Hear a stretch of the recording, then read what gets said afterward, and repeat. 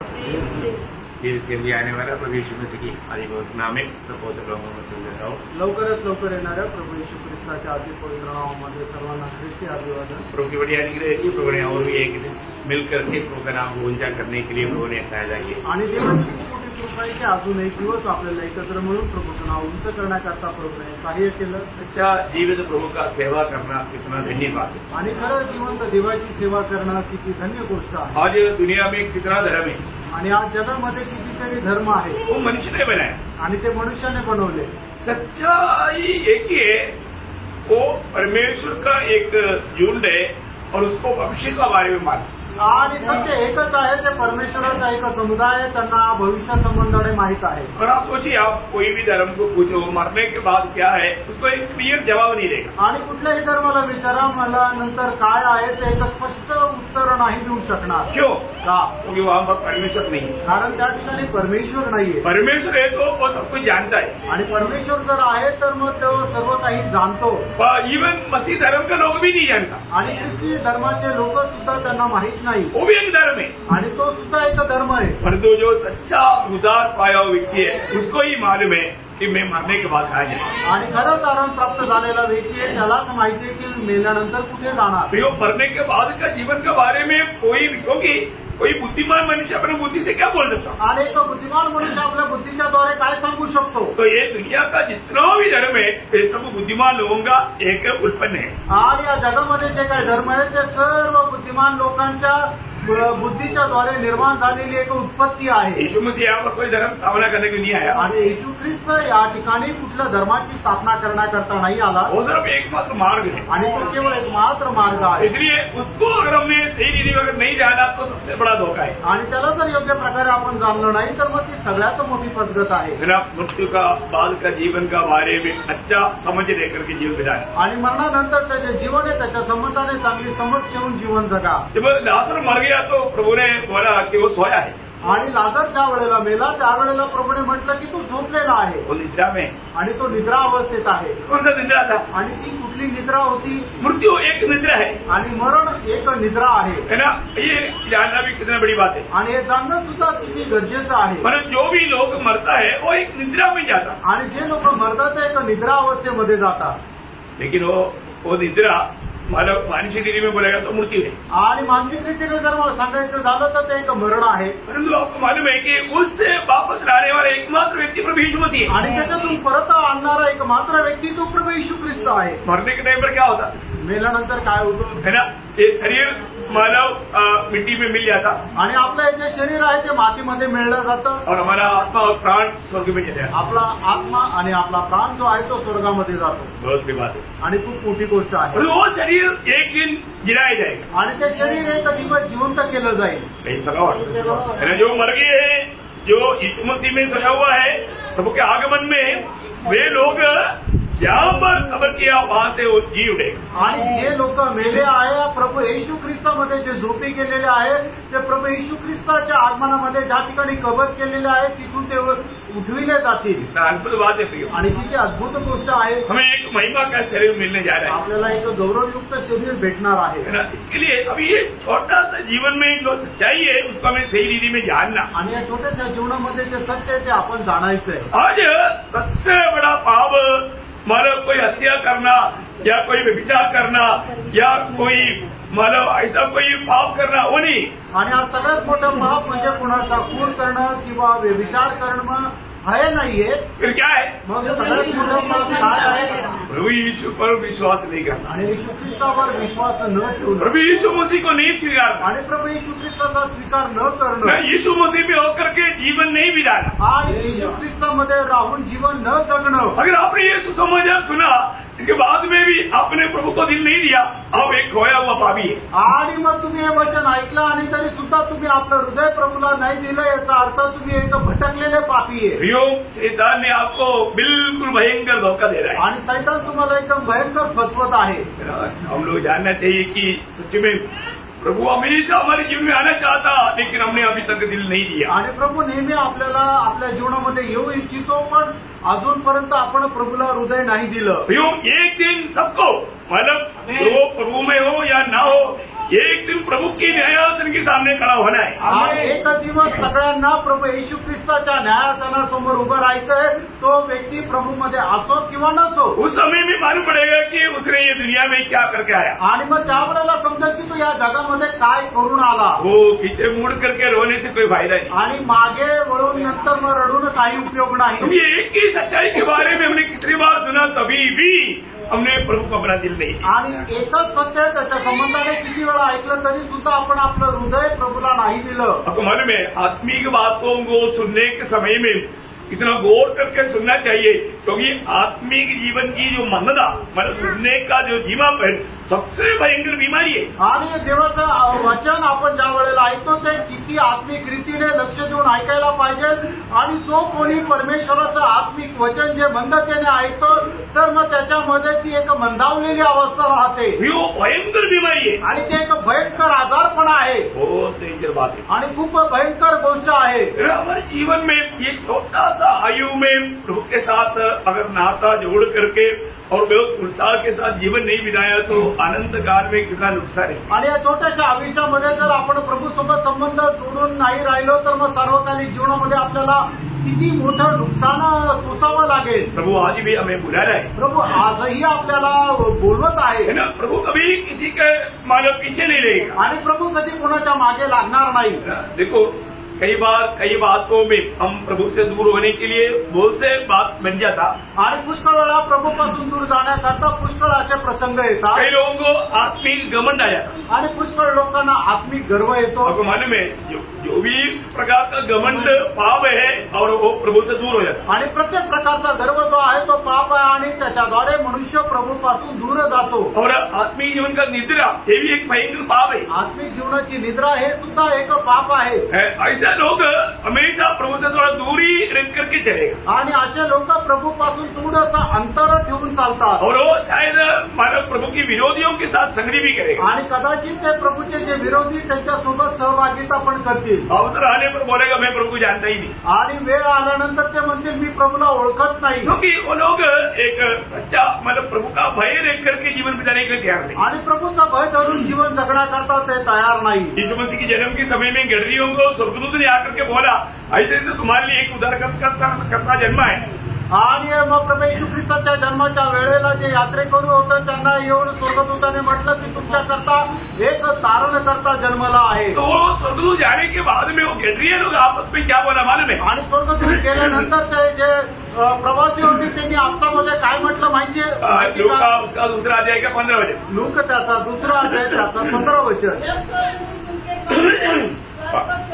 हाँ, तो गडरियों ने आपस में कहा, हाँ, आओ हम बेथलेहम जाकर हाँ, यह बात जो हुई है हाँ।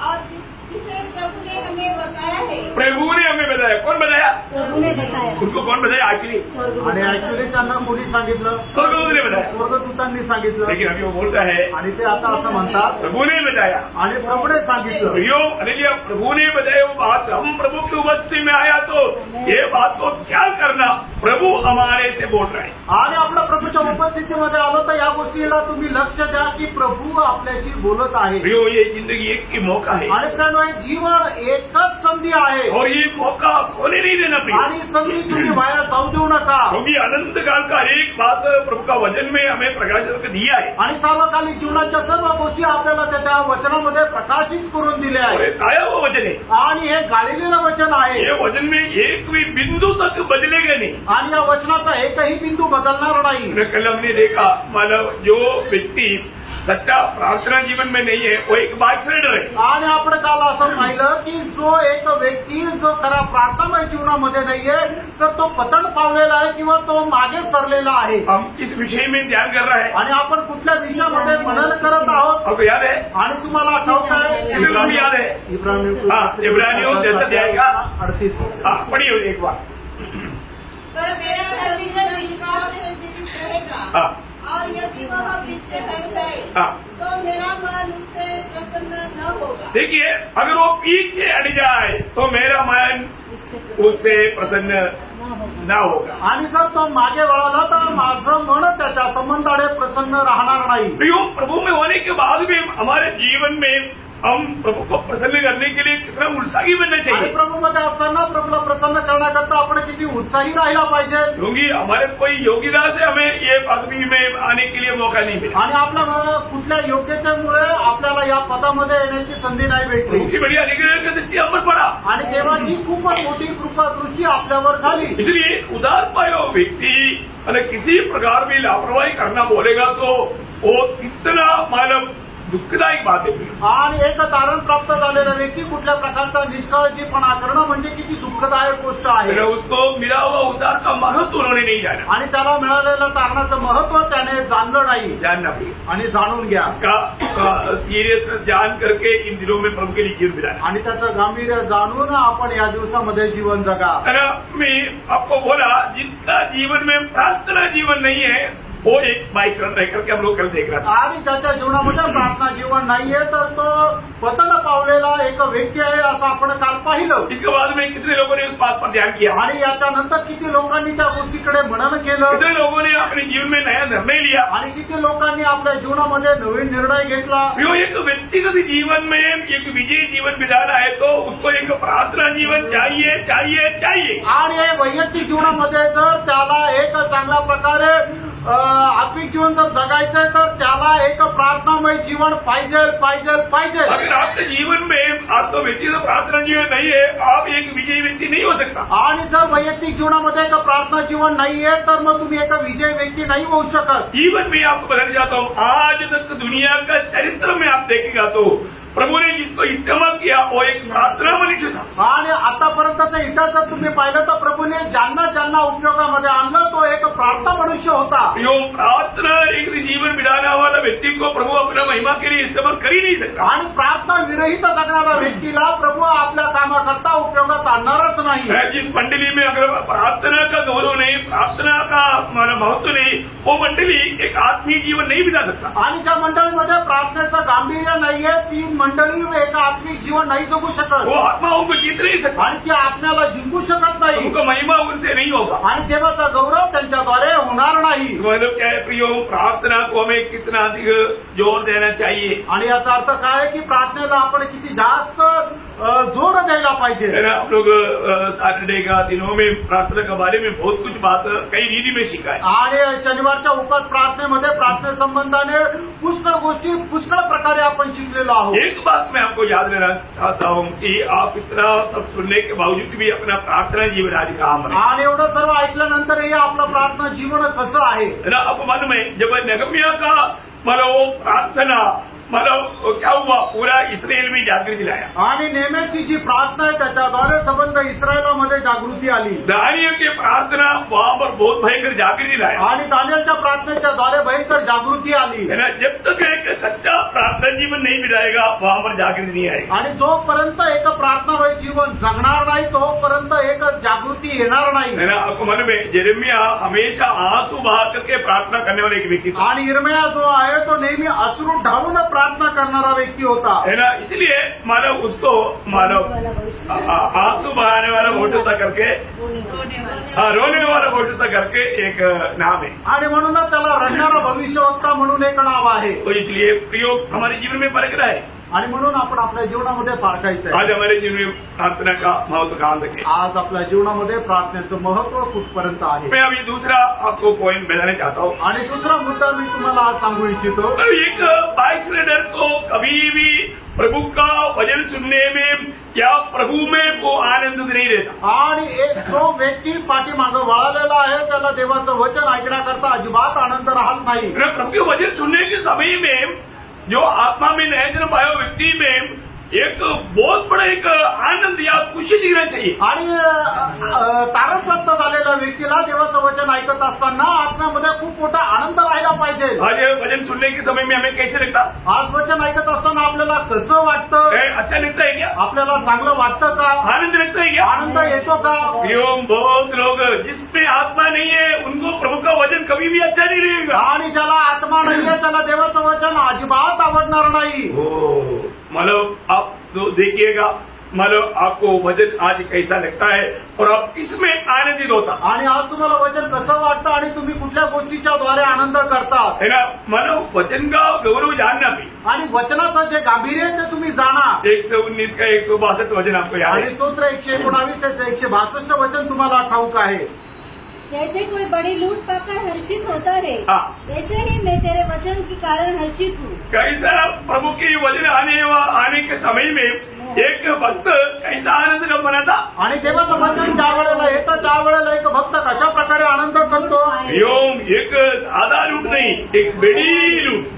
आणि एक साधारण लूट नाही तर खूप मोठी लूट मिळाली अशा प्रकारे तो आनंद करतो। वैसा आनंद हमारे दिल में हो रहा है क्या? आणि अशा प्रकारचा आनंद आपल्या मनामध्ये होत आहे का? है ना। प्रभु मंडली को एक एक बात जब बताता है, सिखाता है प्रियो, और किसी को भी नहीं मिला हुआ इतना बड़ा आशीष की बात है, उस समय में प्रभु का जन प्रभु की आत्मा में कितना आनंदित और मग्न होना चाहिए। आणि मग ज्या वेळेला परमेश्वर त्याचं वचन आपल्याला सांगतो त्यावेळेला ती कोणालाही न मिळालेली गोष्ट प्रभू आपल्याला सांगत असतो, म्हणूनच आपल्याला खूप मोठी लूट प्राप्त केला अशा प्रकारचा आनंद व्हायला पाहिजे। आज कई रीति में मानव प्रभु का वचन सुनने के समय में बहुत लोग दुखी और निराश बन जाता। आणि देवाचं वचन ऐकत असताना पुष्कळ लोक दुःखी आणि निराश होतात। आज वचन वास्तव में मेरे दिल में आनंद लाता है। आणि खरोखर परमेश्वराचं वचन माझ्या हृदयामध्ये आनंद प्रदान करतं का? मैं काम भर में मनोरंजन करता हूँ आणि माझी करमणूक कुठे होते?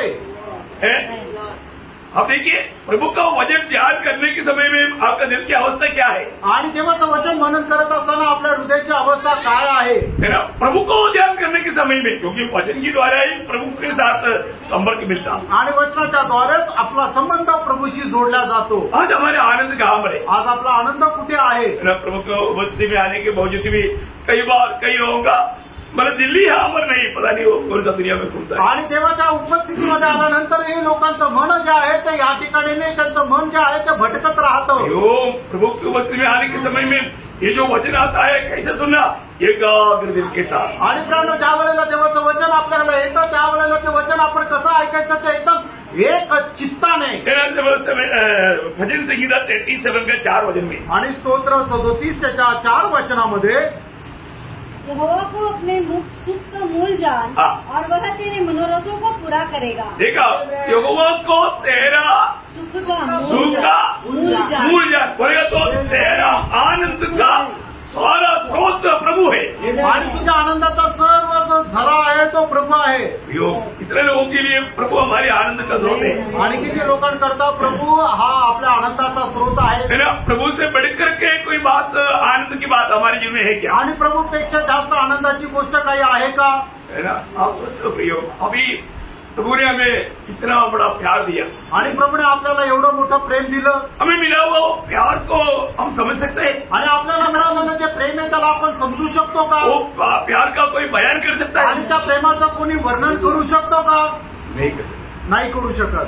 हमें मिला हुआ प्यार प्रियो वो हमारे समझ से परे है। आणि आपल्याला मिळालेलं जे प्रेम आहे ते आपल्या कल्पनेच्या पलीकडे आहे। वो प्यार को चखा हुआ व्यक्ति को प्रभु को मिलने के लिए कितना तड़प होना चाहिए? आणि मग ते प्रेम ज्याला मिळालेलं आहे त्या व्यक्तीला प्रभूला भेटण्याकरता किती तळमळ राहायला पाहिजे। हमेशा हर एक प्रतिकूल परिस्थिति में भी आप आनंदित होना है तो एक बात जानना, आप प्रभु में होना।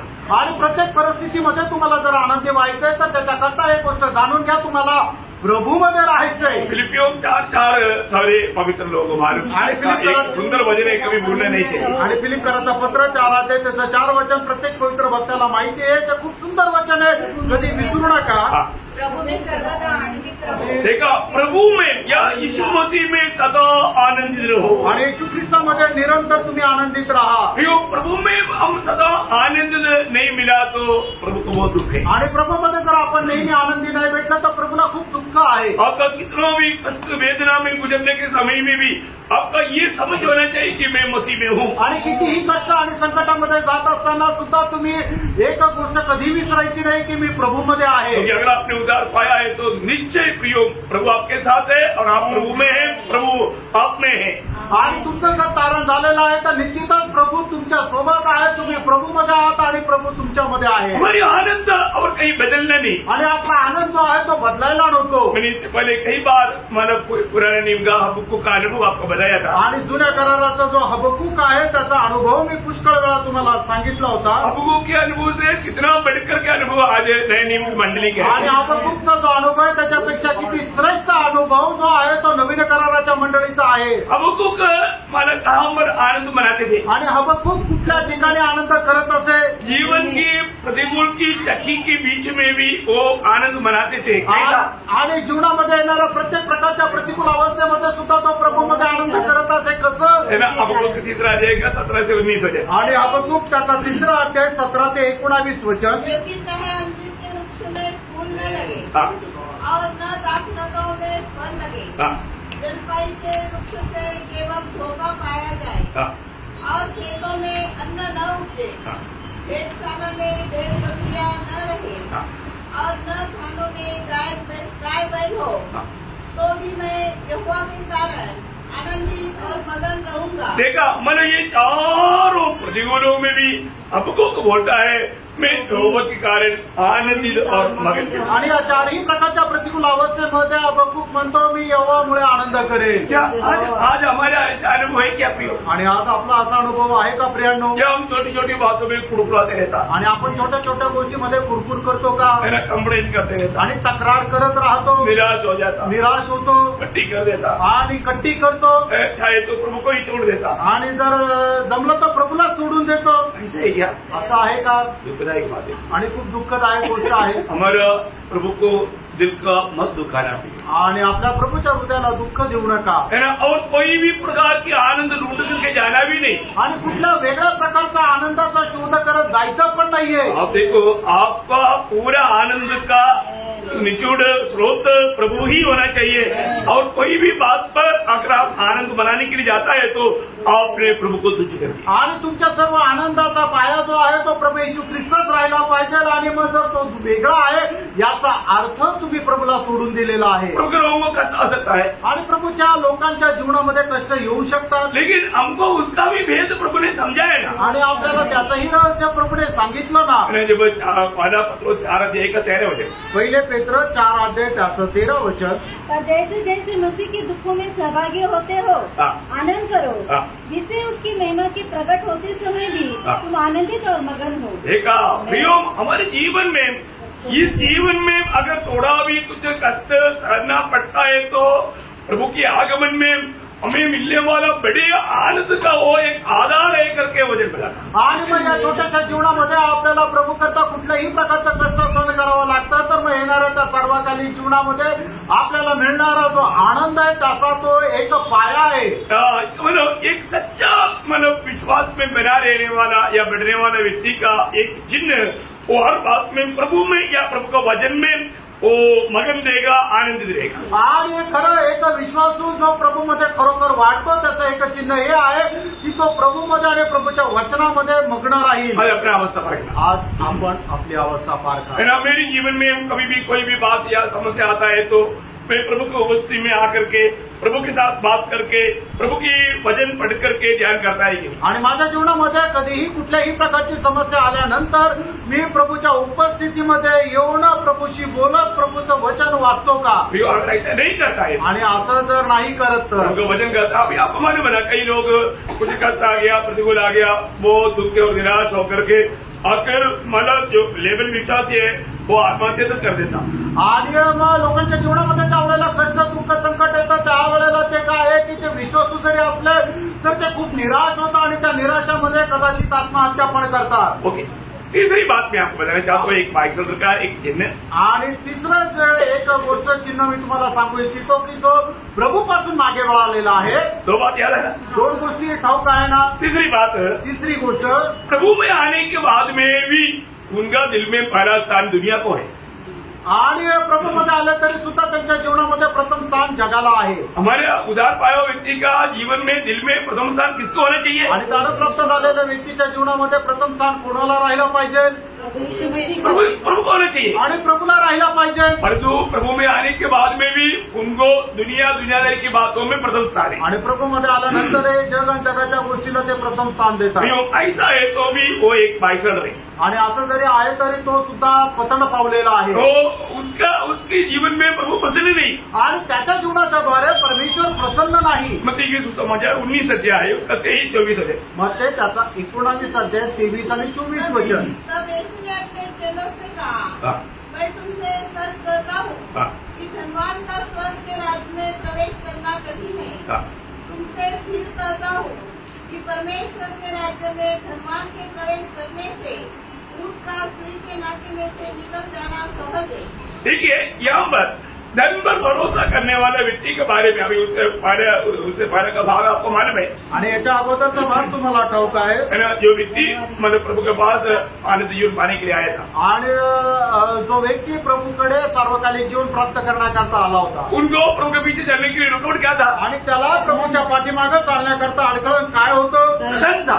आणि त्याचा पैसे होते. उसको धन में ज्यादा भरोसा था. आणि त्याची जी संपत्ती त्याच्यावर त्याचा जास्त भरोसा होता. उन्होंने सोचा ये धन ही मुझे आनंद देगा. आणि त्याला असं वाटलं की माझ्याकडे जो संपत्ती आहे ते मला जास्त आनंद देईल. धन पर भरोसा रखना बोलेगा तो भयंकर पाप है. आणि प्रेरणा आपण आपल्या धनावर भरोसा ठेवणं म्हणजे भयंकर पाप आहे. वो एक स्वामी है. आणि धन जे आहे तो एक स्वामी आहे. वो कभी भी तुझ पर प्रभुता न कर पाए. आणि ते कधीही तुझ्यावर प्रभुत्व न करावं.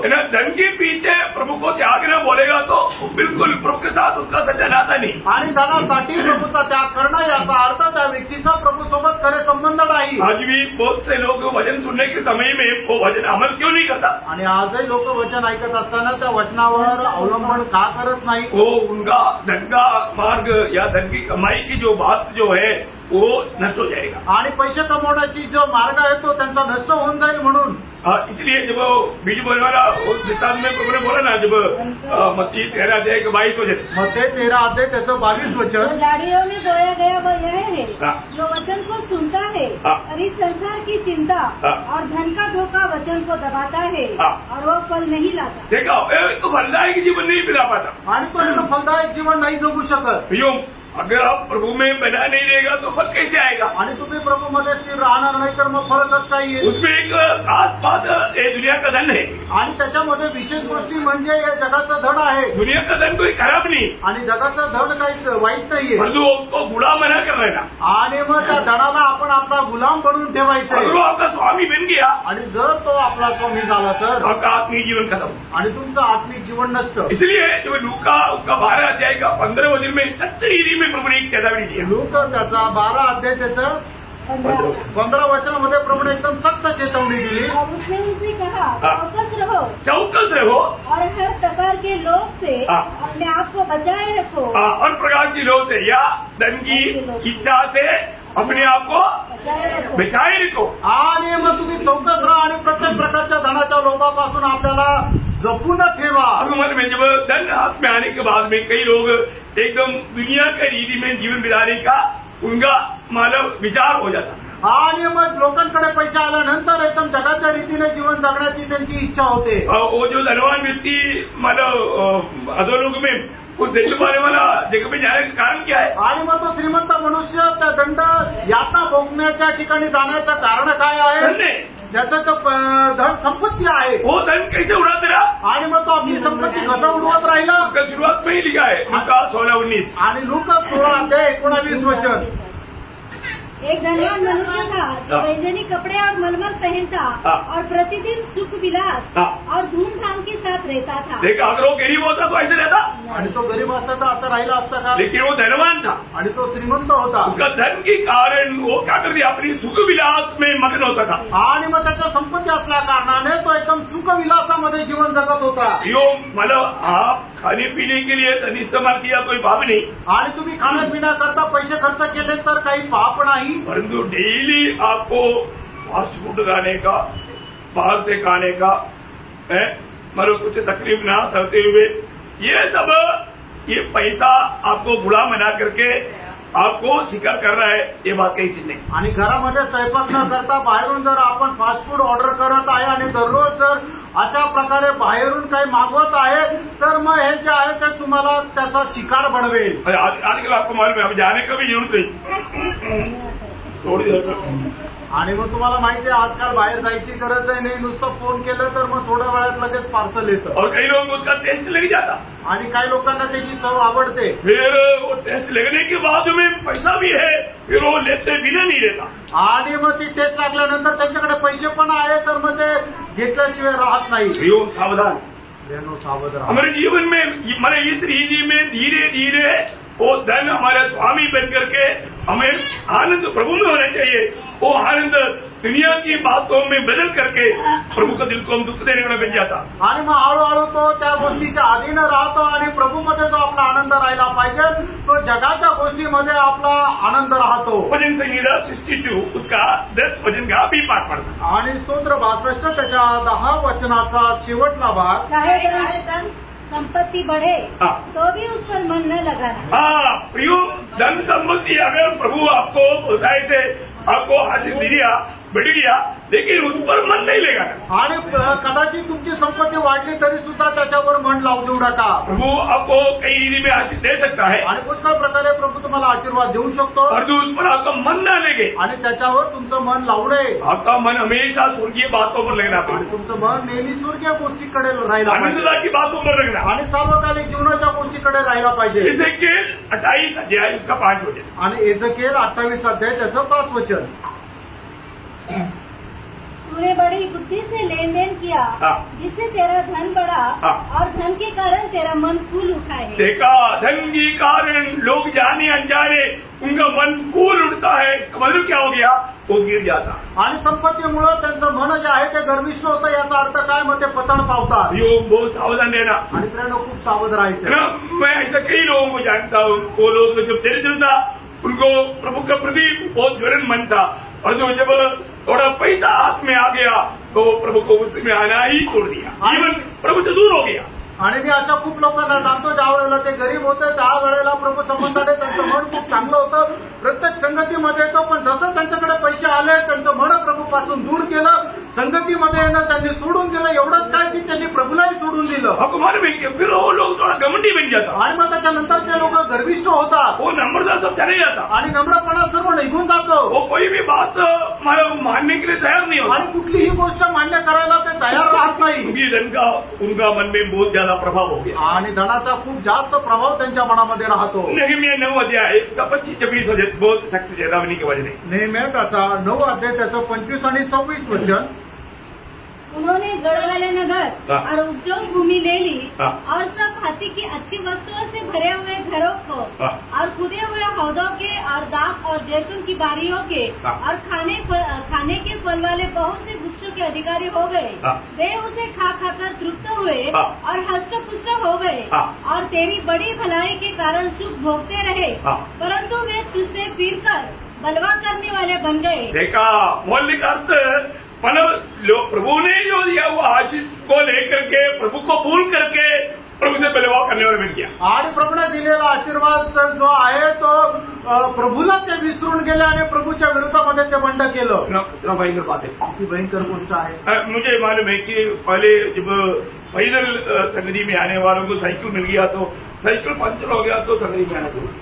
आणि मला माहिती आहे अगोदर जे पायी संगतीमध्ये यायचे त्यांना सायकल भेटल्यानंतर सायकल पंक्चर झाल्यावर ते संगतीमध्ये येणं त्यांनी सोडून दिलं. बाद में फिर उनको स्कूटर मिल गया. आणि मग त्याच्यानंतर त्यांना स्कूटर मिळाली. स्कूटर मिल गया तो पेट्रोल खत्म हो गया. आणि मग स्कूटर मिळाली तर मग पेट्रोल संपलं तर मग ते संगतीला सोडून दिलं. बाद में प्रभु ने 4 व्हीलर दिया. आणि त्याच्यानंतर प्रभूने 4 व्हीलर दिली. 4 व्हीलर देने के बाद में पूछो मत, टाइम ही नहीं संगति में आने की. आणि 4 व्हीलर भेटल्यानंतर मग विचारूच नका, त्यांना संगतीमध्ये यायला वेळच नाही. पाहिलं, लोग मतलब ऐसा रुकावट की बातों को बोल करके ये दुनिया का धन इन लोगों को प्रभु से दूर किया. आणि अशा अडचणीच्या गोष्टी सांगून या जगाच्या संपत्तीने कितीतरी लोकांना प्रभूपासून दूर केलं. तो आज हमें फरकना है. आज आपण पारखायचंय.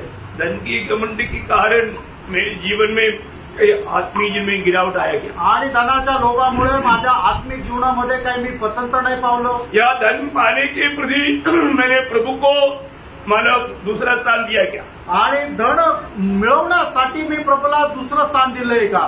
संगति से बढ़कर के मैं धन के पीछे प्रभु का समय को मैंने नष्ट किया है क्या? आणि पैसे कमवण्याकरता जो वेळ मी प्रभूला द्यायला पाहिजे तो मी जगाच्या गोष्टीमध्ये खर्च केलाय का? ऐसा लोगों के प्रति प्रभु को दिल में प्रसन्नता नहीं, आणि अशा लोकांसंबंधाने प्रभूच्या मनामध्ये प्रसन्नता नाही. प्रभु में आए हुए हर एक पवित्र लोगों का जीवन में हमेशा प्रभु को प्रथम स्थान देना प्रिय. आणि प्रभूमध्ये आलेल्या प्रत्येकाने आपल्या जीवनामध्ये प्रथम स्थान प्रभूला द्यायचं आहे. चौथी बात, चौथी गोष्ट, आज हमारी चारों तरफ रहने वाला पापियों को देख करके उनके प्रति आंसू बहाने वाला एक दिल अपना है क्या? आणि आपल्या चौबाजूने राहणारे जे पापी लोक आहेत त्यांच्या संबंधाने रडणारं एक हृदय आपलं आहे का? सिर्फ चारों तरफ क्या, अपना ही घर में भी जो उधार नहीं पाया उनके प्रति आंसू बहाने वाला, उनकी आत्मा के प्रति रोने वाला एक दिल नहीं है तो वो एक बाइक सिलेंडर है. आणि मग फक्त आपल्या आजूबाजूला राहणारे काय की आपल्या घरामध्ये सुद्धा राहणारे जर त्यांनी अजूनपर्यंत प्रभूचा स्वीकार नाही केलेला त्यांच्या करता जर आपण रडणारं हृदय नाहीये तर मग तो व्यक्ती पतन पावलेला आहे किंवा प्रभूपासून मागे सरलेला आहे. जरूर हमारे प्रिय लोग, वो लोग प्रभु को छोड़ करके अनंत आग में जा रहा है, उनके प्रति रोने वाला एक दिल प्रभु ने उदार पायो सबको दिया है. आणि मग खरोखर ज्यांचं तारण नाही झालेलं ते सगळे लोक मेल्यानंतर त्या नरकाच्या अग्नीमध्ये जाणार आहे, त्यांच्या करता रडणारं एक हृदय प्रभूने दिलेलं आहे. 119 का 136 आणि स्तोत्र 119 त्याचं 136 वचन. मेरी आंखों से जल की धारा बहती रहती है क्योंकि लोग तेरी व्यवस्था को नहीं मानते. देखा, प्रभु की वचन को ना मानने वालों का प्रति हमारा दिल से हमेशा आंसू बहने वाला एक अनुभव एक सच्चा भक्त को होना ही चाहिए, और ऐसा नहीं हो रहा है वो एक बाइक सिलेंडर है. आणि मग जे देवाच्या वचनाचं पालन करत नाही त्यांच्या संबंधाने आपण रडायलाच पाहिजे, आणि जर रडू येत नाहीये तर मग तो देवापासून मागे वळालेला आहे. कितनी बार आपने अपनी प्रियों के लिए, अपने दोस्तों के लिए, अपनी पड़ोसियों के लिए आंसू प्रार्थना करता है. आणि किती आपण आपल्या प्रिय लोकांकरता, आपल्या मित्र परिवाराकरता अश्रू डाळून प्रार्थना करतो. उसका 119 का 158 आणि तो 119 त्याचं 158 वचन. को देखकर उदास हुआ क्योंकि वे तेरे वचन को नहीं मानते. बस मतलब वहां पर भी मैं उनको देख करके बहुत दुखी हुआ, या मेरा दिल में बहुत बोझ आया. आणि त्यांना पाहून मी खूप दुःखी झालो. बहुत बड़ी बात है आणि खूप मोठी गोष्ट आहे हमारे जीवन में. इसलिए मतलब मैंने भी बोला इर्मिया कूद, इर्मिया 9 अध्याय का 1 वचन पढ़ना. इर्मिया 9 अध्याय त्याचं पहिलं वचन वाचा. भला होता कि मेरा सिर जल ही जल और मेरी आंखें आंसुओं का सोता होती. तो ये है एक सच्चा भक्त का चाहत, ताकि मैं रोते रोते प्रभु से विनती करते करते कैसे भी लोगों को मैं बचा सकूं. आणि मग ही आहे खरं भक्ताची इच्छा की मी रडत रडत कसंही पूर्ण लोकांना वाचवू शकू. उसका 14 अध्याय के 17 वचन. आणि इर्मिया 14 अध्याय 17 वचन. तू उनसे यह बात कहा, मेरी आंखों से दिन रात आंसू लगातार बहते रहे, वे न रुके, क्योंकि मेरे लोगों की कुंवारी बेटी बहुत ही कुचली गई और घायल हुई है. देखा, मतलब लोगों के प्रति रोने वाला एक अच्छा दिल है एक सच्चा भक्त का. आणि लोकांसंबंधाने रडणारं एक चांगलं हृदय आहे ते खऱ्या भक्ताचं. आज आप देखिए प्रियो, प्रभू में आप आया के बाद में इस प्रकार रोने वाला अनुभव है क्या? आणि प्रभूमध्ये आल्यानंतर अशा प्रकारे रडण्याचा अनुभव तुमचा आहे का? जरूर प्रभु ऐसा एक दिल देता है. आणि निश्चितच प्रियानो प्रभु अशा प्रकारचा एक हृदय देतो. मैं रोज खास करके मैं आपको बताना चाहता हूँ, मंडली के लिए भी मैं रोज रोता हूँ. आणि मंडळी करता सुद्धा मी दररोज रडतो. है ना. जब मैंने उद्धार पाया, मैं जब गाँव जाते थे, मैं आपको बोलता हूँ रात को 12 बजे बाहर आकर के आंगन में मतलब जमीन पर घुटने लगा करके मैं आंसू बहा के प्रार्थना करते. आणि ज्या वेळेला माझं तारण झालं आणि त्याच्यानंतर ज्या वेळेला मी घरी जायचो त्यावेळेला रात्री 12 वाजता उठून घराच्या अंगणामध्ये जाऊन गुडघे टेकून मी रडायचो. क्योंकि वो आत्माओं को सिर्फ अपनी मृत्यूलों के लिए, देश के लिए, आणि फक्त माझ्या नातेवाईकांकरता नाही तर मग त्या संपूर्ण शहरामध्ये राहणाऱ्या लोकांकरता. और जहां पर भी गया वहां सब इस रीति में आंसू बहाया. आणि जिथे जिथे गेलो अशा प्रकारे अश्रू ढाळले. और प्रभु ने जरूर उस देश में से आत्मा भी दिया. आणि निश्चितच प्रभूने त्या देशातून आत्मा पण दिले. आपको मालूम है हिमाचल जैसा देश बोलेगा तो एक दिन आएगा तो फिर 4 हफ्ता वापस नहीं आएगा। आणि हिमाचल सारख्या प्रदेशामध्ये एक दिवस आलं तर मग 4 आठवडे येणार नाही। मतलब एक घर में एक मंदिर है आणि एक घरामध्ये एक मंदिर आहे। और प्रियो वहां पर भी प्रभु ने आंसू देखा और प्रभु ने कृपा किया। 38 लोग वहां लोकल लोग ये 2 साल 2 महीना में उदार पा करके बपतिस्मा लेकर के प्रभु में इसमें शामिल होने वाला बन गया। आणि मग त्या ठिकाणी सुद्धा प्रभूने अश्रू पाहिले आणि प्रभूने कृपा केली आणि मग त्या ठिकाणी राहत असताना 2 वर्ष 2 महिने मी तिथे राहिलो आणि त्या काळामध्ये 38 लोकांनी प्रभूचा स्वीकार करून बाप्तिस्मा घेऊन प्रभू मेजामध्ये सहभागी होण्याकरता योग्य झाले। शायद हिमाचल का सबसे बड़ा मंडली वही है आणि कदाचित हिमाचलची सगळ्यात मोठी मंडळी तीच आहे। मंडली हिमाचल में आपको 8-10 लोगों का मंडली भी मिलना नामुमकिन है आणि हिमाचलमध्ये 8-10 लोकांची मंडळी मिळणं सुद्धा कठीण आहे। और ये अपने बीच में कैप्टन मोती बहल आया था, आपको याद है, हिमाचल से। आणि हिमाचल मधून ते कॅप्टन तिमोथी आले होते, तुम्हाला माहित आहे। मतलब उनका उधर कितना विश्वास, हमारे में 3 विश्वास है। आणि त्यांचे इथे किती विश्वास आहे माहिती आहे का? 3 विश्वास। कितने साल से? किती वर्षापासून? कम से कम 30 साल से। आणि कमीत कमी 30 वर्षापासून। देखो मानव ऐसा है, मतलब वो बोलता था कि जब भी कोई आएगा ना मेरे को कम से कम उनका बपतिस्मा देने के लिए बड़े में चांस देना।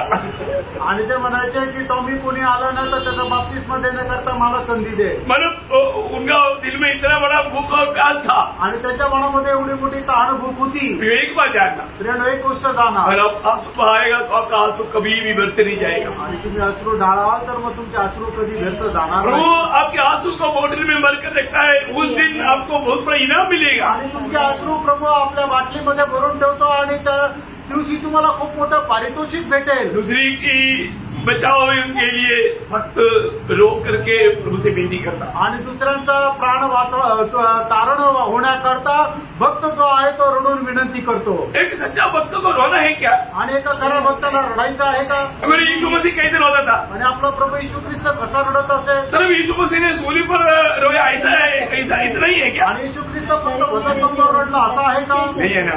नाही प्रियांनो, है ना। जब इब्रानियों 5:8-9 वचन में हम क्या देखता? आणि इब्रिकराचं पत्र त्याचा 5:8 आणि 9 वचन। यीशु ने अपनी देह में रहने के दिनों में ऊंचे शब्द से देखा, देह में रहने वाला दिन, इसका मतलब सूली पर रहने का टाइम सिर्फ नहीं, अपनी 33 साल का 33.5 साल का जीवन की यात्रा में रोज यीशु मसीह आंसू बहाते थे। आणि प्रभू यीशु ख्रिस्त 33.5 वर्षाच्या काळामध्ये रोज अश्रू ढाळत असे। वो है हमारा प्रभु यीशु मसीह का जीवन का हमारे लिए नमूना। आणि हे आहे येशू ख्रिस्ताचा आपल्याकरता असलेला एक आदर्श। थोड़ा आगे पढ़िएगा, पुढे वाचा। देह में रहने के दिनों में ऊंचे शब्द से पुकार कर और आंसू बहा कर उसने जो उसको मृत्यु से बचा सकता था प्रार्थना और विनती की और भक्ति के कारण उसकी सुन गई। देखो बहुत बड़ी बात है। मैं एक बात आपको बताना चाहता हूँ, जब भी हम प्रार्थना में घुटना टेकता है तो हमारा एक टूटा हुआ दिल चाहिए। आणि ज्या वेळेला आपण प्रार्थनेमध्ये गुडघे टेकतो त्या वेळेला एक तुटलेलं हृदय राहायला पाहिजे। अपने कोई खूबी नहीं, परंतु प्रभु व्यवस्था का परमेश्वर है। आणि त्यानं आपलं काही वैशिष्ट्य नाहीये तर प्रभू हा नियमांचा परमेश्वर आहे। सत्य वचन लोगों को देना चाहिए आणि सत्य वचन आपण लोकांना द्यायला पाहिजे। आज कई बार कई जगह पर लोग जो सत्य वचन मालूम होने पर भी लोगों को खुश करने के लिए वचन में मिलावट कर देता। आणि लोकांना सत्य वचन माहित असताना सुद्धा काय आहे की लोकांना खुश करण्याकरता वचनामध्ये भेसळ करतात। नहीं तो लोग सोचते हैं कि कैसे भीड़ कैसे जमेगा, आणि नाही तर लोक विचार करतात की मग गर्दी कसं काय जमेल। उनका लक्ष्य सिर्फ भीड़ जमा करना है आणि त्यांचा उद्देश फक्त गर्दी जमा करणं आहे। इसलिए मूर्ति के साथ भी आएगा तो चलेगा। आणि म्हणून मूर्ती घेऊन आले तरी चालेल। मूर्ति कौन सा मूर्ति? आणि मूर्ती कुठल्या मूर्ती? आभूषण, आभूषण है ना। आभूषण पहन करके भी सिर्फ बपतिस्मा के टाइम पर निकालना, बाकी टाइम पर पहन लो। आणि फक्त बपतिस्मा घेताना काढून टाका आणि इतर वेळेला तुम्ही घाला। प्रयोग आपका उधार ही नहीं होगा, आणि प्रेरणा तुमचं कधी तारणच होणार नाही, क्योंकि आपके जीवन में एक मूर्ति है। कारण तुमच्या जीवनामध्ये एक मूर्ती आहे। आप ये मूर्ति रह करके प्रभु का सेवा कभी नहीं कर पाएगा। आणि मूर्ती घेऊन प्रभूची सेवा कधी करू शकणार नाही। मैं आपको स्ट्रिक्टली, क्योंकि आपको मालूम है जब याकूब प्रभु से भेंट करने के लिए जाने के समय में याकूब कहने वाली की बात है, तुम्हारे जीवन से अन्य मूर्तियों को निकालो. आणि याकोब परमेश्वराला भेट करण्याकरता ज्या वेळेला जात होता त्यावेळेला याकोब बोलणारी या गोष्टी तुमच्या जीवनामध्ये असणाऱ्या सर्व मूर्त्या काढून टाका. अब आपने पढ़ा कभी? आणि तुम्ही कधी वाचलं का? जब उत्पत्ति 33 अध्याय का 2 से 5 वचन. आणि उत्पत्ती 33 अध्याय 2 ते 5 वचन. तब याकूब ने अपने घराने से हाँ. और उन सबसे भी हाँ. जो उसके संग थे हाँ. कहा, हाँ. तुम्हारे बीच में से पराया देवता है, हाँ. उन्हें निकाल फेंको. देखो, ये आपको खास करके याद रखना प्रियो, अगर आपका दिल में अभी भी ऐसा कुछ वासना इच्छा है, अभी तक आप एक मूर्ति पूजक है, आप उत्तरी दी में मूर्ति पूजा करता और इधर ही आकर के सिर्फ क्या करता, सिर्फ एक दिखावा का, आप एकदम कबड्डी है. आणि अजूनही तुम्हाला अशा प्रकारे कुठल्या प्रकारचा शृंगार करण्याची इच्छा आहे तर तुम्ही काय करता, फक्त इथं येऊन दाखवता की नाही मी तसं करत नाहीये, तर तुम्ही एकदम पतडं पावलेले आहे आणि फक्त लोकांना दाखवण्याकरता वागता. वो दूर अगर नहीं करता, आणि जर तुम्ही ते दूर करत नाही, काढून टाकत नाही. इवन अभी ये सब भाग आपको मालूम है, निर्गमन का किताब में भी वही बात को हम देखता है कि वो लोग ये बुरे वर्तमान सुनकर के उन लोगों ने सभी ने पकड़ना छोड़ दिया. आणि मग त्या लोकांनी वाईट या वर्तमान ऐकल्यानंतर त्यांनी परिधान करणं सोडून दिलं. खास करके माना यहेज के नबी की किताब 7 अध्याय का 19-20 वचन खास वचन है, वो एक शब्द आपको हमेशा याद रखना, क्योंकि सोना अगर आपका घर में है तो श्राप आपका घर में है.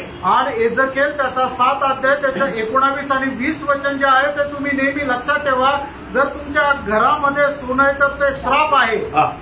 वे अपनी चांदी सड़कों में फेंक देंगे. एक दिन आ रहा है, क्योंकि क्या है ना, आजकल चोरों के पास भी जहाँ पर सोना है वो बात तो मालूम होने का एक इक्विपमेंट है. आपका घर में आएंगे, लूटेंगे, आपका गला भी काटेंगे. आणि मग तुमच्या घरामध्ये जर सोनं आहे तर मग काय आहे की ते माहिती करून घेण्यासाठी एक तंत्र आहे की त्याच्याद्वारे ते समजतं की ते सोनं कुठं ठेवलेलं आहे. ते येतील आणि ते लुटून घेऊन जातील आणि तुमचा गळाही कापतील. आप तो रिकॉर्ड करने के लिए जाएगा आणि मग तुम्ही त्याला थांबवायला जाल. उनको चाहिए आणि त्यांना पाहिजेलच आहे. उनका मूर्ति देवे आणि ते त्यांची मूर्ती तो देवे, वो आपको आपके पास रहने नहीं दे. आणि ते तुमच्याजवळ राहू देणार नाही. इसलिए प्रभु ने हमारे लिए क्या किया, आणि म्हणून प्रभूने आपल्याकरता काय केलं. वो दोनों में से पढ़ना जल्दी. दोन्ही वचन वाचा. वे अपनी चांदी सड़कों में फेंक देंगे और उनका सोना अशुद्ध वस्तु ठहरेगा. यहोवा की जलन के दिन उनका सोना चांदी उनको बचा न सकेगा, न उससे उनकी जो संतुष्टि होगा, न उनके पेट भरेंगे, क्योंकि वह उनके अधर्म के ठोकर का कारण हुआ है. उनका जो देश जो शोभावान और शिरोमणि था, उसके विषय में उन्होंने गर्व ही गर्व करके उसने अपनी घृणित वस्तुओं की मूर्तें और घृणित वस्तुएं बना रखी. इस कारण मैंने उसे उनके लिए अशुद्ध वस्तु ठहराया है. क्या ठहराया? अशुद्ध वस्तु. अशुद्ध वस्तु. आणि मी त्याच्याकरता ते अशुद्ध वस्तू म्हणून ठरवलेली आहे. अशुद्ध वस्तु क्या है? आणि अशुद्ध वस्तू काय आहे? जो आपने टॉयलेट किया, आणि जे तुम्ही टॉयलेट केली वही तेच. टॉयलेट, अरे 2-3 उसमें चावल हजम नहीं हुआ था, सर उसमें से निकाल कर खाएंगे, कोई सोचता है क्या?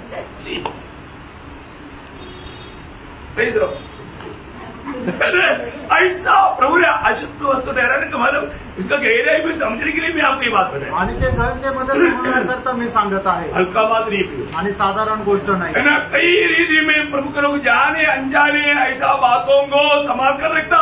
आणि कळत न कळत लोक जे आहे ते अशा गोष्टी सांभाळून ठेवतात. आपके जीवन में शैतान को नाचने के लिए आपने मौका बना कर दिया. आणि सैतानाला तुमच्या जीवनामध्ये नाचण्याकरता तुम्ही संधी दिली. आप कितना भी कोशिश करेगा तो भी एक सच्चा तालमेल का जीवन आपका नहीं हो सकता. किती प्रयत्न केला तरी तुमचा संतुलित जीवन नाही होऊ शकत. ऐसा लोगों के प्रति मेरे को भी रोना पड़ता है. आणि अशा लोकांसाठी मला पण रडावं लागतं. क्योंकि सिखाता है लेकिन लोग सीखता नहीं. आणि लोकांना शिकवतो पण शिकत नाही. यहाँ पर यिर्मयाह, आपको मालूम है यिर्मयाह का एक गीत है, वो गीत का नाम ही विलाप गीत है. आणि यिर्मयाचं एक गीत आहे, त्या गीताचं नावच विलाप गीत आहे. विलाप का गीत का किताब उसका दूसरा अध्याय का 11 वचन. आणि विलाप गीत त्याचा 2 अध्याय 11 वचन.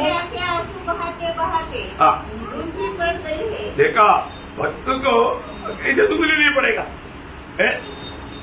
क्योंकि सच में जिसको प्यार है वो दूसरे के लिए आंसू बहा करके प्रभु से विनती करेगा. अभी विनती करते करते यिर्मयाह का अवस्था क्या हो गया, आंग धुंधली पड़ गया। आणि खरोखर ज्याला प्रेम आहे तो दुसऱ्याकरता कस काय विनंती करणार नाही, तर तो अश्रू डाळत डाळत राहतो, प्रभूकडे विनंती करेल. आणि मग अशा प्रकारे अश्रू डाळत डाळत हिरम्याचं काय झालं की ते एकदम त्याचे डोळे जे आहे ते फिकट झाले. 18-19 पढ़ रहा। त्याचं 18 आणि 19 वचन वाचा. प्रभु की ओर तन मन से पुकारते हैं, हे सियोन की कुमारी की शहरपना, अपने आंसू रात दिन नदी के समान बहती रहती है, तनिक भी विश्राम न ले, न तेरी आपकी पुत्री चैन ले। रात के हर पहर के आरंभ में उठकर चिल्लाया कर, प्रभु के सम्मुख अपने मन की बातों को धारा के समान धुले। प्रयोग ये कितना गहरा आलोचना प्रभु में देता है। आणि प्रेम किती गहन वाणी प्रभू आपल्याला देत आहे. प्रभु की उपस्थिति में रोना प्रिय, आणि प्रभूच्या उपस्थितीमध्ये रडायचं है ना। प्रभु आप सोचो, आत्माओं के लिए रोता है क्या? आणि आत्म्यांकरता तुम्ही रडतात का? अभी कोई आपको मैं नहीं बोलेगा कि आप हाथ खड़ा करो करके, आणि तुम्ही आता कोणाला म्हणणार नाही की तुम्ही आपले हात वर करा, क्योंकि मुझे शर्माना पड़ेगा, आणि मग मलाच लाज वाटेल, क्योंकि कोई हाथ लाया नहीं, कारण कोणी हात नाही आणले. इसलिए अच्छा है कि ना बोलो।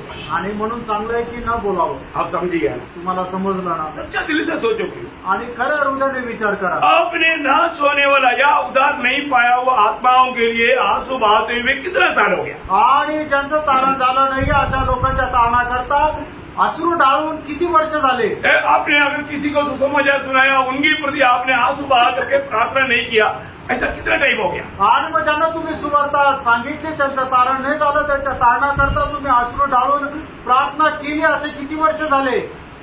प्रियो, अपने आप को पालतो। आपण स्वतःला पाहतो. मैं आपको एक नम्र विनती करता हूँ, तुम्हाला एक नम्र विनंती करतो, आपका आंसू स्वर्ग को सम्मान करे, आणि तुमचे अश्रू जे आहे ते स्वर्ग एकदम सन्मान करेल. उसी विलाप गीत 3 अध्याय का 48 वचन, आणि विलाप गीत त्याचा 3 अध्याय त्याचं 48 वचन. मेरी आंखों से मेरी प्रजा की पुत्री के विनाश के कारण जलती धाराएं बह रही है. वापस पढ़े। मेरी आंखों से मेरी प्रजा की पुत्री के विनाश के कारण जलती धाराएं बह रही है. बोलने का अर्थ क्या है? आणि सांगायचा अर्थ काय प्रेम? उन लोग प्रभु में मुलाकात पाने के बाद में भी जीवन का मार्ग पर नहीं चलता, आणि प्रभू पासून पाचारण प्राप्त झाल्यानंतरही ते जीवनाच्या मार्गामध्ये चालत नाही, विनाश के मार्ग में चलता, आणि ते विनाशाच्या मार्गामध्ये चालतात. इतना भयंकर धोखा है, किती भयंकर फसगत आहे. ये मैं पार करा, आपण आपल्या जीवनामध्ये पार करा. मैं आज सच में मतलब प्रभु में आने के बाद में प्रभु मेरे जीवन से जो चाहता है वो बात को मालूम करके उसके योग्य जीवन बिताता है क्या? आणि मी माझ्या जीवनामध्ये माझ्या जीवनासंबंधाने प्रभूची जी इच्छा आहे ती माहिती करून मी त्याच्यानुसार चालतो का? एफएससीओ 5 अध्याय का 14 से 17 वचन की जल्दी पढ़िए. आणि इफिसियों पत्र 5 अध्याय 14 से 17 वचन. इस कारण वह कहता है, हे सोने वाले जाग और मुर्दों में से जी उठ, तो मसीह की ज्योति तुझ पर चमकेगी. इसलिए ध्यान से देखो कि कैसी चाल चलते हो. इसलिए ध्यान से देखो कि कैसे चाल चलते हैं, आणि म्हणूनच लक्ष देऊन पहा की तुम्ही कसं चालता. निर्बुद्धियों के समान नहीं. देखा, निर्बुद्धियों की समान नहीं. निर्बुद्धि मनुष्य कौन है? आणि मूर्ख म्हणजे कोण आहे? जो अपनी समझ के सहारे में चलता, आणि जो आपल्या विचारांच्या अनुसार चालतो. बुद्धिमान कौन है? बुद्धिमान कोण आहे? जो आत्मा की अगुवाई में चलता, आणि जो आत्म्याच्या मार्गदर्शनामध्ये चालतो. समझी में आ रहा है? लक्षात येत आहे? प्रियो, हम लोग इस अंत समय में कैसे चलना प्रियो? आणि या शेवटच्या काळामध्ये आपण कसं चालायचंय? हम बुद्धिमान की नहीं चलना, आणि जो बुद्धिमान आहे त्याच्या समान आपण चालायचंय. मतलब प्रभु ने जो स्वर्गीय ज्ञान हमको दिया, आणि प्रभूने जे आपल्याला स्वर्गीय ज्ञान दिलं उस ज्ञान के अनुसार प्रभु की योग्य, प्रभु को प्रसन्न करने लायक जीवन बिताना, आणि मग प्रभूसाठी योग्य आणि त्याला प्रसन्न करण्यास योग्य असं जीवन जगा. और आगे अवसर को बहुमूल्य समझो, क्योंकि दिन बुरे हैं. इस कारण निर्बुद्धि न हो, और ध्यान से समझो कि प्रभु की इच्छा क्या है. ध्यान से समझना प्रियो, प्रभु की इच्छा क्या है. आणि लक्ष देऊन समजा की प्रभूची इच्छा काय आहे. आज शायद कई लोग रोना चाहता होगा, आणि कदाचित आज पुष्कळ लोकांना रडण्याची इच्छा असेल, लेकिन आंसू नहीं आता. आणि अश्रू येत नाही. आंसू आता है? अश्रू येतात का? आज आप ये एक कम से कम ये एक पॉइंट को थोड़ा ध्यान करोगे, आणि कमीत कमी एक हा जो मुद्दा आहे त्याच्याकडे लक्ष द्या. अपने प्रार्थना में नाश होने वाला आत्माओं को प्रति आंसू कभी बहाया गया? आणि जे नाश होणारे आत्मे त्यांच्या संबंधाने तुम्ही कधी अश्रू ढाळले का? आपके प्रिय लोग सब लोग उधार पाए हुए हैं। आणि तुमचे प्रिय लोक सगळ्यांचं तारण झालंय का? आपकी पड़ोसी लोग सब उधार पाए हुए लोग हैं। आणि तुमचे शेजारच्या सर्व लोकांचं तारण झालंय का? आपके दोस्त लोग सब उधार पाए हुए लोग हैं। आणि तुमचे मित्र जे आहेत त्या सगळ्या लोकांचं तारण झालंय का? प्रियो, हमें ये देश में प्रभु ने देश के पहरेदार होकर के हमें नियुक्त किया है। आणि प्रभूने आपल्याला या देशाचे पहारे करून म्हणून नेमलेलं आहे। हमारे उत्तरवादी जिम्मेवारी है प्रियो, आणि आपली जबाबदारी आहे उनके लिए प्रार्थना करें। त्यांच्याकरता प्रार्थना करा। वो आत्मा नाश नहीं होना चाहिए, त्या आत्म्याचा नाश न व्हावं है ना। हमें उनके लिए आंसू बहाने चाहिए। आणि त्यांच्याकरता आपण अश्रू ढाळायचे। प्रभु ऐसा प्रार्थना करने वाला मिल गया तो प्रभु के दिल को बहुत आनंद होता है। आणि अशा प्रकारे प्रार्थना करणारा कोणी भेटला तर प्रभूच्या हृदयाला खूप आनंद येतो। प्रभु बोलता है कि मैंने देखा लेकिन एक भी नहीं मिला। आणि प्रभू म्हणतो की मी पाहिलं पण एकही भेटला नाही। प्रियो, ऐसा ना होने दे तो। त्यांना असं नसायला पाहिजे। प्रभु ने हमें उसकी उपस्थिति में आंसू बहाने वाला होकर के रखा है। आणि प्रभूने आपल्याला त्याच्या उपस्थितीमध्ये अश्रू ढाळणारा म्हणून ठेवलेला आहे। रोज कम से कम एक बूंद आंसू दिल से, ऐसा नकली आंसू नहीं, भोज के साथ आने वाला आंसू। एक दिन एक बूंद भी गिरते हुए अवस्था में चलेगा, आप एक सच्चा विजय जीत विदा पाएंगे। आणि दिवसातून एकदा तरी एक थेंब अश्रू असं फक्त खोटं नाही तर खरोखर संपूर्ण अंतःकरणाने जर ते पडत असेल तर तुम्ही एक विजयी जीवन जगता। परंतु पापियों की विनाश की ओर जाते वक्त ये अवस्था देखने के बावजूद भी आपका दिल में एक सच्चा टूटा हुआ अनुभव नहीं है, तो आंसू बहाने वाला अनुभव नहीं है, तो मैं आपको साफ बोलता हूँ प्रियो, आप एक बाइक लड़ रहे। आणि मग पापी लोक नरकामध्ये जात आहेत, तुम्ही हे पाहत असताना सुद्धा त्यांच्याकरता जर तुम्ही अश्रू ढाळत नाहीये, मी तुम्हाला सांगतो तुम्ही परमेश्वराच्या मार्गापासून फिरलेले आहात। प्रियो, आप पीछे गए बहुत, आणि तुम्ही खूप मागे गेले। अभी तक आप प्रभु की इच्छा से बहुत दूर है। आणि अजूनपर्यंत देवाच्या इच्छेपासून तुम्ही खूप दूर आहात। बहुत खतरनाक बात है। आणि खूप भयंकर गोष्ट आहे। क्या आपने ये बात को कभी ऐसा सोचा? आणि या गोष्टीला तुम्ही कधी असा विचार केला? आप ध्यान देना आणि तुम्ही लक्ष द्या। आपके दिल में ऐसा बोझ नहीं, लोग इस रीति में मसीह बिना जाकर के नरक में पड़ा रहेगा, वो लोग ऐसा आनंद काल तक चिल्लाते रहेगा, आपको कोई वेदना नहीं। आणि मग लोक ख्रिस्ता व्यतिरिक्त त्या अनंत कालच्या नरकामध्ये अनंत काळापर्यंत ते वेदना सहन करत राहतील, याचा तुम्हाला ओझ नाहीये? बोलोगे जब मसीह बिना जीवन अनंत काल का नरक में जाने वाला जीवन, आणि ख्रिस्ता व्यतिरिक्त जीवन अनंत कालच्या नरकामध्ये जाणार आहे। सबको उद्धार पाना चाहिए, सब लोग इस उद्धार का भागीदार बनना चाहिए, प्रभु की इच्छा है। आणि सगळ्या लोकांचं तारण व्हायला पाहिजे, ही देवाची इच्छा आहे। कि हमारा भी मन की इच्छा होना चाहिए, आणि आपल्या पण मनाची इच्छा राहायला पाहिजे। इसलिए क्या करना चाहिए? आणि म्हणून काय करायला पाहिजे? प्रभु से विनती करना, प्रभूला विनंती करा। प्रभु से जरूर मारा टूट फूट करके रो रो करके विनती करो। आणि प्रभूला रडून रडून तुम्ही विनंती करा।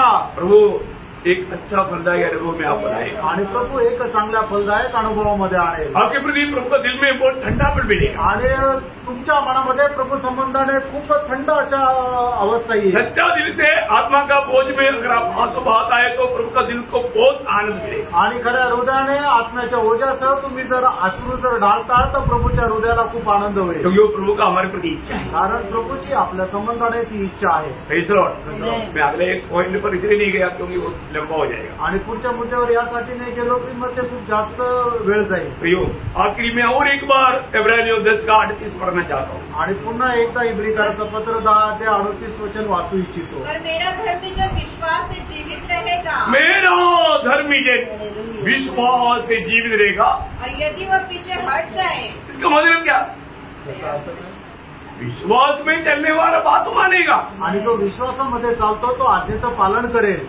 बात ना मानने वाला विश्वासी नहीं, आणि जो आज्ञेचं पालन करत नाही तो विश्वासू नाही, उससे मेरा मन प्रसन्न रहेगा। आणि त्याच्याद्वारे माझं मन प्रसन्न राहील। परंतु वो बात नहीं मानता, आणि जर तो आज्ञेचं पालन करत नाही तर तो मेरा दिल उनकी प्रति प्रसन्न नहीं। आणि माझं मन त्याच्या संबंधाने प्रसन्न नाही। हमने कितना बात देखा? आणि आपण किती गोष्टी पाहिल्या? 4 बातें। 4 गोष्टी पाहिल्या। 4 बात देखा, आणि 4 गोष्टी पाहिल्या ना? कौन सा बात देखा? आणि कुठल्या कुठल्या गोष्टी आपण पाहिल्या?